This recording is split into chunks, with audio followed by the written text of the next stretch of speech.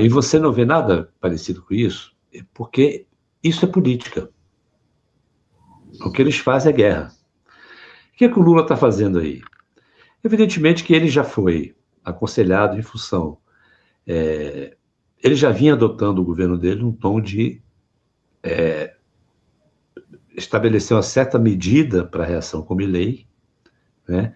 E os seus adversários, a oposição, Flávio, etc., já vinham acusando ele, o Caiado fez isso, tentando responsabilizar pelo tarifaço também as críticas do Lula ao Trump, que eles passaram a chamar de ataques ao Trump. Tanto o Flávio quanto o Caiado foi um discurso comum à oposição. É para tentar trazer, puxar um pouco ele para essa questão do tarifaço, porque está todo nas costas do Flávio. Né? E o que o Lula está fazendo aí? Ele está dizendo, olha, eu não quero briga com o Trump. Ele conta isso num tom, numa linguagem popular, que é preciso que seja, né, para que o homem do povo possa ouvir esse contraponto e entendê-lo, absorvê-lo, quer dizer, ele tem o maior avião do mundo, ele tem a maior arma nuclear do mundo, ele é o homem mais forte do mundo, não quero briga com esse homem, não. Isso é uma linguagem bem popular. Né? Ele tentando mostrar o seguinte, que ele não quer briga, não vai responder tiro com tiro, ele quer o debate.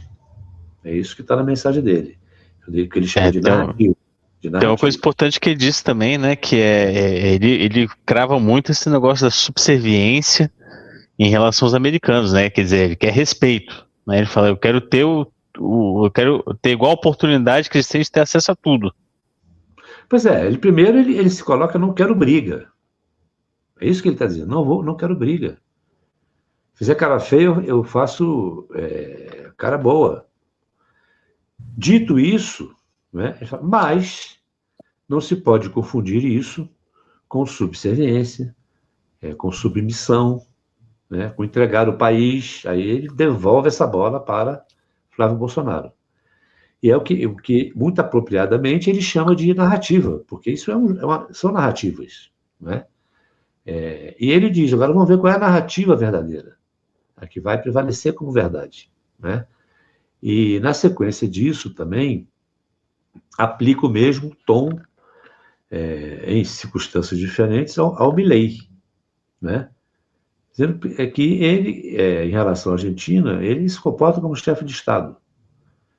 Espera de um chefe de Estado, do outro chefe de Estado, uma atitude de respeito, como ele tem pelos outros. Quer dizer, de novo, um discurso político, né? Que deixa a grosseria com o Milei, que, de resto, é o tom que o governo decidiu adotar desde o primeiro momento. Mas teve a reação diplomática porque não poderia deixar de ter.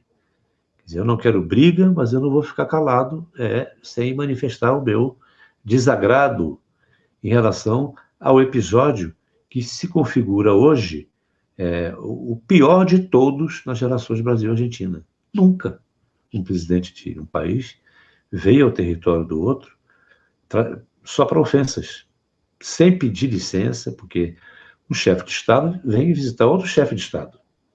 Ele não avisou que vinha, ele não comunicou oficialmente, ele foi a São Paulo diretamente e foi homenageado pelo Tarcísio de Freitas, né?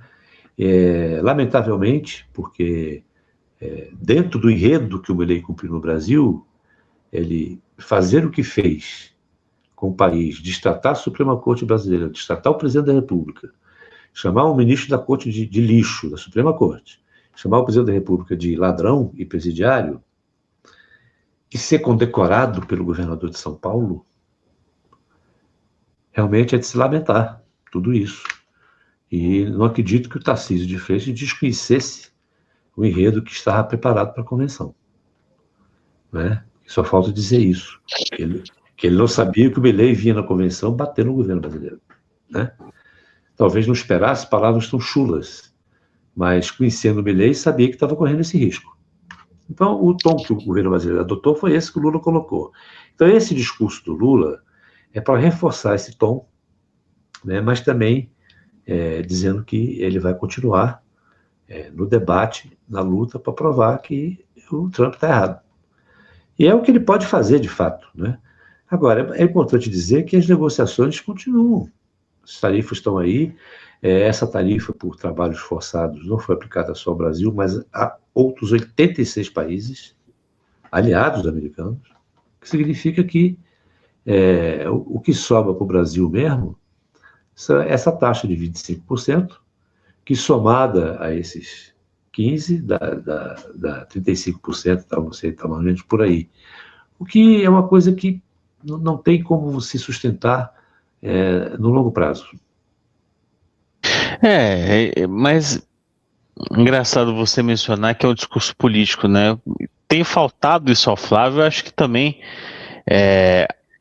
a saída dos marqueteiros do Flávio, que foi anunciada hoje, talvez já seja um sintoma disso, né? Dessa falta de direcionamento político na campanha e também nas narrativas, né? Da oposição que por um momento optam por ficar nesse lance aí dos Estados Unidos, da Argentina e tudo mais.